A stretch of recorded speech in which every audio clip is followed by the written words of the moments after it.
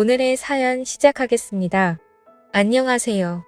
저는 30대 초반의 남자입니다.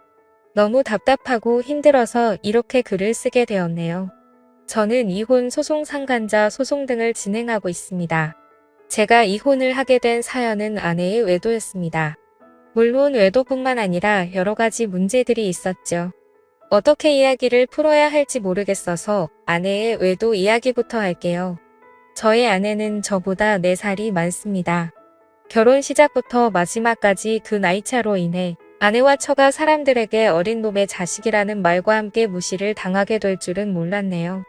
아내의 외도 사유와 지금까지의 말과 행동들 전혀 나이로 사람을 무시할 사람들의 수준으로 적합하지 않았습니다.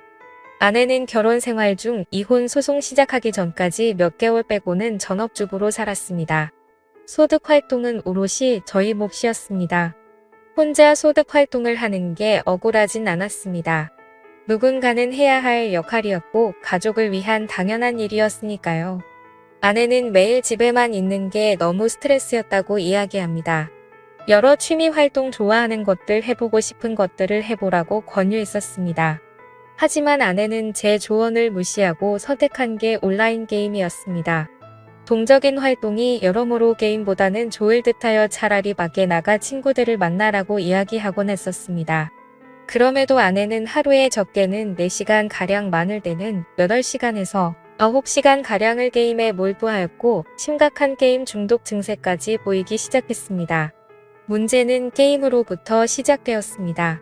게임을 하느라 집안 살림이 점점 개판이 되었고 한 번은 아이가 열린 문으로 나가 행방불명되어 가슴을 쓸어내린 적도 있었습니다. 아이들에게는 매일 같이 인스턴트 음식만 먹이고 소홀했습니다. 저에겐 그렇다 해도 아이들에게까지 너무 소홀해지는 것 같아 걱정이 많이 되었습니다. 제발 이런 부분만이라도 신경 써달라 매번 설득하고 타일렀지만 변하는 부분은 없었고 오히려 상황은 악화되었습니다. 아내가 어느 순간부터 이어폰을 끼고 게임상의 친구들과 대화를 하기 시작했습니다. 물론 저는 대수롭지 않게 생각했고 아내가 스트레스를 풀기 위함이니 마음에 들진 않지만 크게 신경 쓰지 않았습니다.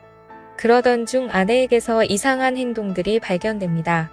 아내가 게임에 집착하면서 이어폰을 귀에 꼽은 상태로 잠이 든다거나 평소와 다르게 밤에 속옷만 입고 있는 경우가 많아졌고 새벽마다 잠에서 깨어 누군가와 통화를 하는 일이 잦아지기 시작했습니다. 이때까지도 심각하게 생각하지는 못했습니다. 결혼 생활 내내 전화나 문자, 카톡 전체를 매번 전부 지워놓고 무음으로 해놓고 다녔지만 의심하지 않았어요. 하지만 어느 순간부터 평소 하지 않던 행동들을 아무렇지 않게 행동하여 이상한 느낌이 강하게 들기 시작했습니다. 의심을 해소하고자 정중하게 핸드폰을 보자고 아내에게 부탁을 하였습니다. 그럴 때마다 과하게 성질을 부리며 대뜸 이혼하자고 이야기하는 아내와 충돌하기가 싫어 아무런 확인도 하지 못한 채 시간이 흘렀습니다. 그러던 중 처가에서 식사 자리가 있었고 식사 중에도 핸드폰을 놓지 않는 아내에게 무척이나 화가 났습니다. 한심한 생각도 들었고 이상한 느낌이 강하게 들어 식사 자리가 끝난 후 결국 아내와 한바탕 싸우게 되었습니다. 도대체 무슨 중요한 일이 있길래 가족들과 식사 자리에서 그러고 있느냐? 요즘 너의 이상한 행동들이 너무 의심스럽다. 당당하다면 그렇게 옆에 깨고 사는 핸드폰 좀 보자라고 아내를 다그쳤습니다. 이런저런 신랑의 끝에 아내는 체념을 한 건지 아니면 어떠한 큰 결심을 한 건지 볼 테면 보라고 핸드폰을 던져주더군요. 아내의 핸드폰을 검사하는 모습이 참 꼰대같이 느껴져 제 스스로도 한심했습니다. 하지만 아내의 핸드폰에 충격적인 내용들이 있었습니다. 보다 보니 하트 표시로 저장되어 있던 인물과 이런저런 대화를 나눈 내용이 있더군요. 내용은 사랑한다, 보고 싶다, 이혼하겠다 등의 문자 내용과 영상통화를 하며 나눈 대화를 주고받은 내용, 그리고 차마 눈 뜨고 볼 수 없는 사진들까지 적나라하게 있었습니다. 이게 뭐냐고 바로 아내에게 따졌고 아내에게서 황당한 응답을 듣게 됩니다. 한마디 미안하단 말도 없이 오히려 적반하장으로 이렇게 됐으니 그냥 이혼하자고 이야기하더군요. 그냥 게임 속 작은 문화다. 실제로는 전혀 이상한 일 없는데 일처증으로 왜 사람 피곤하게 하냐고 합니다. 차라리 그냥 이혼하자며 이혼 후에는 차라리 본인도 자유롭게 살겠다며 이 생활이 너무 지치고 힘들다고 따집니다. 이혼하면 그냥 핸드폰 대화 내용 속에 그 상대와 잘해보겠다고 하면서요. 처음에는 믿기지 않았습니다. 아니, 믿고 싶지 않았지요. 한편으로 멍하기도 하고 너무 황당해서 그랬는지 오히려 아무렇지도 않은 느낌이 들었네요. 결국에는 게임으로 그 외도 상대를 만났고 그놈과 게임도 같이 하고 영상통화, 카톡, 문자, 전화 등 심지어 전화상으로 더러운 영상통화까지 했더군요. 제가 같은 집에 살고 있는데 이런 말도 안 되는 짓거리를 하고 있었습니다. 아내와는 정말 말이 안 통했습니다.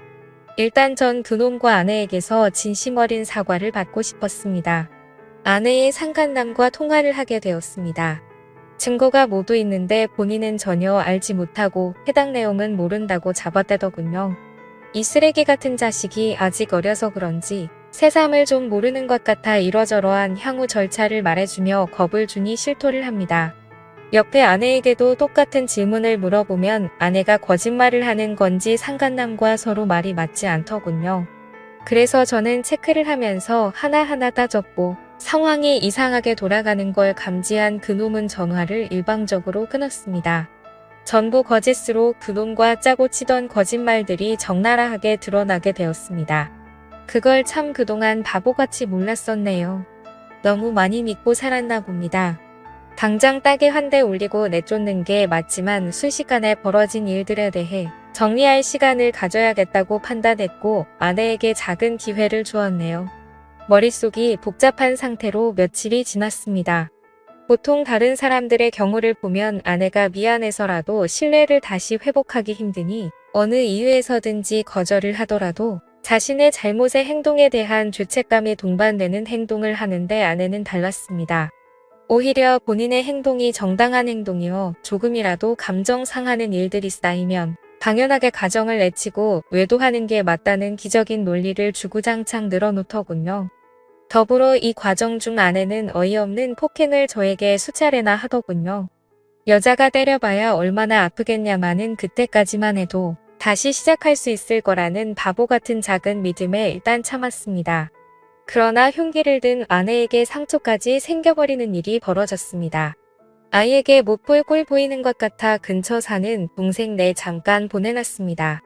저는 너무나 화가 났고 이성을 잃고 눈이 돌아간 아내에게 한순간 정이 확 떨어졌습니다. 도무지 이 여자 같이 데리고 살 사람이 아니다 판단을 하니 이후 저도 냉정을 찾게 되더군요. 그동안 작은 희망이라도 갖고 살았던 제가 참 바보 같았다는 생각이 들었고 바로 경찰을 불렀습니다. 경찰이 집까지 도착하는 와중에도 아내는 뭐가 그리 잘났는지 고래고래 소리 지르며 난리를 쳤습니다. 결국 경찰서까지 가게 되었고 마수라장 속에서 조서를 쓰게 되었습니다. 저는 무조건 아내에게 처벌을 원한다고 강력히 주장하였고 그 길로 경찰서로 나왔습니다. 아마도 폭행에 대해서는 벌금형 이상 나오기는 힘들 것 같다고 이야기를 전해 들었고 아내는 그 후로 처가에 들어가 살게 되었습니다. 이때까지도 저에게 사과 한마디 없더군요. 그리고 이 정신 나간 여자가 그 후에도 본인 SNS에 이러저런 사진들과 그 상간남 사진까지 올리며 처녀인 척을 하고 있더군요. 저는 공황장애까지 앓고 있으며 약 없이는 잠도 못 들고 악몽도 꾸는데 말이죠. 아이를 위해서라도 이 여자 도저히 용서할 수가 없었습니다. 이혼 소송과 불륜 가담자에 대한 손해배상 청구까지 같이 진행하기로 했습니다. 그동안의 카톡 내용들과 사진 녹취한 음성 등 여러 자료들을 가지고 변호사를 찾았습니다. 소송을 진행했고 충분히 문제없이 원하는 대로 진행할 수 있겠다고 하는데 다만 아이가 조금 문제일 수도 있답니다. 애 엄마가 강력히 원하면 양육권은 조금 힘들 수도 있다고 하네요. 이게 말이 되나요? 이 정신나간 여자애까지 본인이 떠안을 거라고 생각은 안 하지만 혹여나 그렇게 될까 내심 걱정을 되더군요. 하지만 저는 끝까지 해볼 것이고 양육비까지 받아낼 생각입니다. 그 와중에 장모라는 사람은 전화를 해서는 제가 문제라는 등 헛소리를 하고 장인은 저를 보면 가만두지 않겠다고 합니다. 제가 보낸 소장을 봤다면서요. 소장의 증거가 모두 첨부되어 있고 그에 대한 내용을 변호사가 정리해서 작성한 사실뿐인 내용인데도 말이죠. 맘대로 생각하시고 원하는 대로 해보셔라. 나 이제 빠꾸 없이 제대로 간다고 끊었습니다. 그에 비해 그 자식이라는 말이 딱 여기서 나온 말 같습니다. 너무나 명백한 아내의 규책 사유에 어떻게 이렇게 뻔뻔하게 나올 수 있는지 어이가 없더군요. 맘 같아서는 오히려 제가 장인을 찾아가 딸년 잘 키우라고 두들겨 패고 싶은 심정이었습니다. 아내의 그놈은 소송 중 알아보니 아내보다도 무려 13살이나 어린 놈이었습니다. 나이를 알고 나니 이 여자 알고는 있었지만 더 한심해지더군요. 13살 연하라네요. 정신 나간 이 여자 그 한계를 끝까지 보여줍니다. 이 상간놈은 경기도 모처에서 학교를 갓 졸업하고 사회복지사 일을 한다고 합니다. 어떻게 이렇게 한 가정을 파탄내고 윤리 도덕의식을 강조하는 직업을 가질 수 있는지 의문만 드네요. 이 년놈들 끝까지 타협 없이 제 남은 인생 모두 투자해 인생 망하게 해주렵니다. 못난 제 사연 끝까지 들어주셔서 감사합니다.